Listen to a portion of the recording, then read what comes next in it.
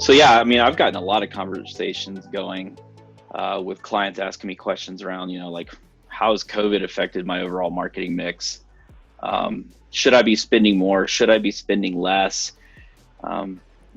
Is digital more important or less important? Should I be doing this, that, and the other? And as it may not be totally obvious to a majority of the public, a majority of people are spending more time in their homes now, less time making commutes to offices or on public transportation. So the need for traditional media like billboards, bus wraps, anything that's outside of the home type marketing, the need of that has drastically been diminished. And moving that, type of marketing budget into digital platforms that are going to reach people as they're spending more time in their homes, whether you're doing it on their computers, their mobile devices, their television sets, essentially anything that glows, has a glowing screen in the home, is a place in which you can build brand affinity with a homeowner. And so that's what you've got to do, and I know a lot of dollars have been allocated to traditional media. So then you look at, okay, how much of this am I going to put into digital? We don't have to put all of it. You could put some of it back into the business, into recruiting efforts and those different types of things. But upping your digital footprint is really important now, more so than ever. If you've done traditional TV, moving over to connected TV is something that I've seen a lot of partners do and see a lot of success with. Streaming services and streaming TV is up like 60% year over year. So there's tons of people that are streaming their television content versus watching cable television or just broadcast. So there's an opportunity there. Essentially, their work commutes have now turned into digital commutes, right? We don't have this 45-minute drive into the office anymore, but we do have some time on our hands, some extra time during the day where we can go to websites that we like to visit. ESPN, maybe we are big into what's going on with the political race, and going to CNN or FoxNews.com, making sure that brands have a presence on those types of digital commutes now is more important than ever. So really, that's kind of how I explain to these guys that have extra marketing dollars in their pocket, because they have kind of turned down their traditional efforts. But there are still some traditional efforts that are worthwhile, specifically for the home service business, that do reach people in home. Think of your direct mailers, your yard signs, and things like that. That stuff is still very impactful. But spending more money on digital to reach people in those glowing devices has certainly increased, and I don't know that it's ever going to change. I mean, I think we've realized as a nation that we can be just as effective at our jobs working from home, and so it's helpful to know that moving forward, and that we will always, if you can get really good at digital now in this landscape, that's going to behoove you and for the long term as well. I think too, another thing, this might necessarily kind of play into the home service model, maybe for bathroom remodels with showrooms and things like that. People aren't just going into stores as much as they used to, right? More purchases are being done online now. So your e-commerce platforms, your ability to showcase your bathroom remodel capabilities and platforms and services and products on your website is now even more so important. So if your website doesn't support the aesthetics that's going to make that look in line with what you want your brand to represent, it might be time to build a new website to support that. And again, that's more of a long-term vision. It's going to behoove you now, but it's also going to behoove you down the road. So those are a lot of the types of questions that I see in regards to, like, how can we make sure that we're reaching people in a very different landscape when it comes to how homeowners are responding to advertising. Yeah, we've seen a ton of volatility in regards to marketers or home service businesses cutting marketing budget, creating space for new brands to take over that. But we do see that there are a lot of brands that are also spending more, creating more competition. So sometimes it kind of evens out, or sometimes one market's more competitive than it used to be, and some markets are less competitive. It's market to market to market. As you move into the bigger cities, you see that there is higher spends. But if you're moving into more of the rural areas across the country, we are seeing marketing budgets being cut. So if you're in either one of those areas, you need to adjust accordingly. You're in a bigger area, Washington, D.C., Atlanta, really the Eastern Seaboard, really, West Coast too, even Denver. it would be considered a competitive market. You need to make sure you're leaning into that digital marketing budget and spending more aggressively on social media, pay-per-click, connected TV, whatever it is that you are doing already, just spending a little bit more so that you can continue to drive a brand affinity up and be competitive against the competitors in those respective markets. On the flip side, on the rural areas, this might be an opportunity for you to kind of move in where a lot of the other competitors have moved out, right? So it isn't necessarily that you need to spend more, but talk to your digital provider about how can we diversify my marketing spend with you guys to make sure that I am getting optics on my brand in my small town or small area. It's an agreement across most of the partners that I work with that there's more and wear and tear being put on the home.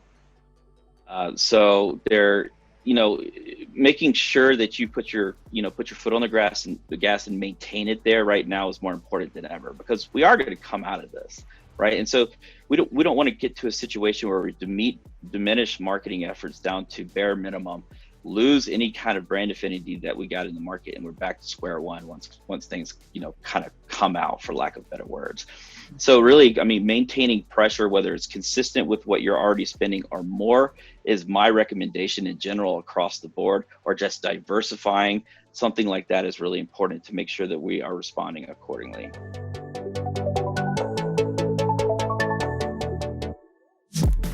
A lot of these home service businesses, there's a mix of some of these guys that are doing really well with social media as far as driving leads and more engagement with their social channels. And then there's some that are spending, but they're not getting a return. And I think what's happening here is that the overall use of social media, specifically Facebook, has changed. More of our moms and dads are on Facebook, right, than ever before.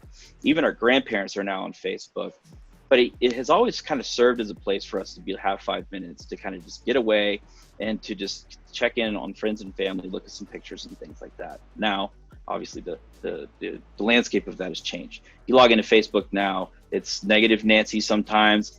Sometimes it's just chock full of opinions that maybe you do or do not agree with. It just seems like the overall use of social media is to get a voice across, which is good. But it's changed the overall dynamic that we use it from a marketing standpoint. From a marketing standpoint, we have to break through that monotony to show the value of hiring a certain home service business. Because I originally never went to Facebook to look at an offer from an HVAC company.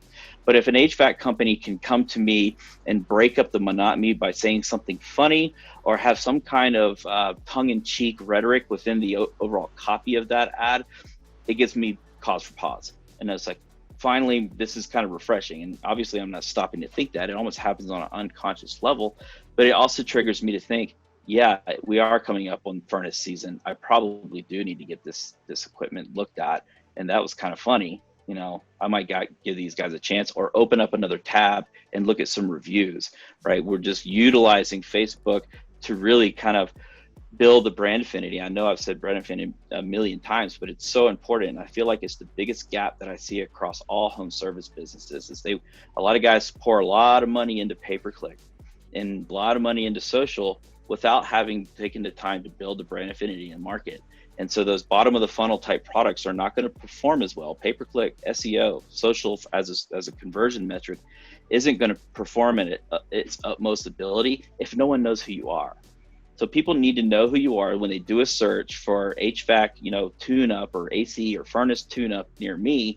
They've got all these 3 LSA ads. They have 2 or 3 pay-per-click ads, and maybe 1 or 2 of those brands they've heard of.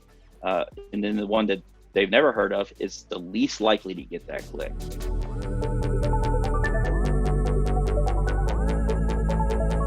So one of the first questions that we ask our clients are, what are your aspirations for growth, right?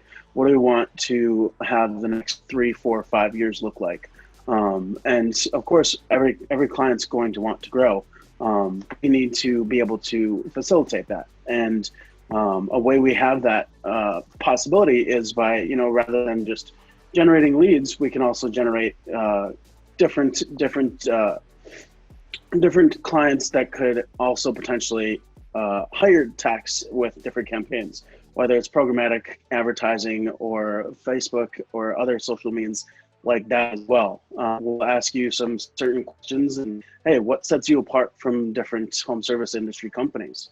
And, of course, it's always a great problem to have when, hey, we need to turn things down, whether it's PPC or what have you. And rather than just turning that down, I think it's also would behoove you like, hey, let's redistribute that budget and get more techs. Like, hey, let's see, do we want to continue to add more trucks, add more techs, and get your company continuing that growth? And also, another thing that we want to do to facilitate growth is what's your brand exposure looking like? What's brand awareness looking like? And, if you're a company that's been around for 50 years, that's incredible. That's great.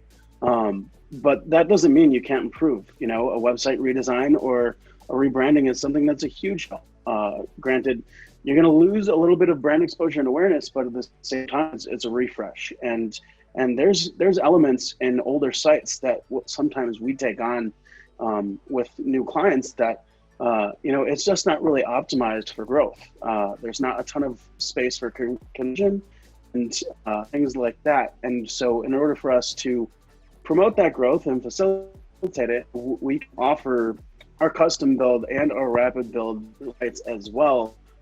As those projects, they take off, and we have in mind, we're going to want your company to grow, and having these sites done by WIT will allow that. Even if it's not going to be SEO done by us, we're still setting you up for success.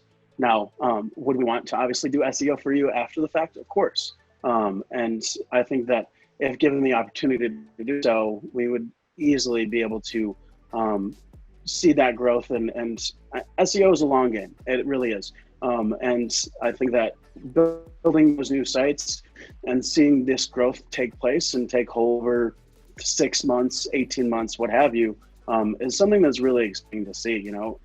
I think that that's not only great for you as a client, but we love seeing our clients grow too. We want to add more service lines. We want to hire more techs for you guys, because that means that we're doing a great job and you guys are doing really well on your end as well. All our clients have growth aspirations, and whenever we're talking to potential clients or bringing on new clients, it's one of the things we ask. What are you doing from a bottom line perspective on an annual basis on average now? What are your gross in 2 or 3 years? And what is your BHAG, or your big, hairy, audacious goal, right? A lot of them have massively big goals. I want to be $40 million. I want to sell this company. I want to retire in Fiji, right? Maybe that's the case. And we do see a lot of that, that type of desire out of these guys. Is they want to get in and out. They want to make their money fast, and they want to get out. Well, marketing is a way to grow your business. We all know that. But when we spend money on platforms like digital, there's an ever-evolving type ecosystem that makes that digital work better. Google AdWords, Facebook, even some of the display stuff that targets you or retargets you online. You're like, how the heck did they know that I was interested in that? Because I was just talking to my wife about that. All that stuff is geared off of artificial intelligence or AI. And so a lot of times what happens is, what we see is guys running aggressive marketing campaigns, whether it's with us or another vendor or a mix of both. Too much marketing creates too many leads, and they don't have the bandwidth within their existing tech team to support that. So they're telling these homeowners that they're 3, 4, sometimes 6 weeks out on their ability to get out to those specific homeowners. Now, obviously, that may or may not leave a bad taste in the homeowner's mouth, right? We want to make sure that we give these home service businesses an opportunity to say, okay, I need to tone back my marketing approach because I'm getting too many leads and I'm hurting my reputation by turning away homeowners right now. I want to pause my campaign. So if you've ever, kind of heard that pause in your digital provider's voice when you say, I want to pause my campaign, it isn't necessarily because they're worried about the revenue stream stopping. They're worried about their artificial intelligence, ever learning ecosystems stopping from learning on who's converting, who's likely to convert. They're called lookalike audiences. So if we know Jane is likely to convert and she's, is a household income of $150,000 plus, she's female, she's a full-time working mother, whatever the demographics and psychographics associated with her are, we'll then start targeting more of those people.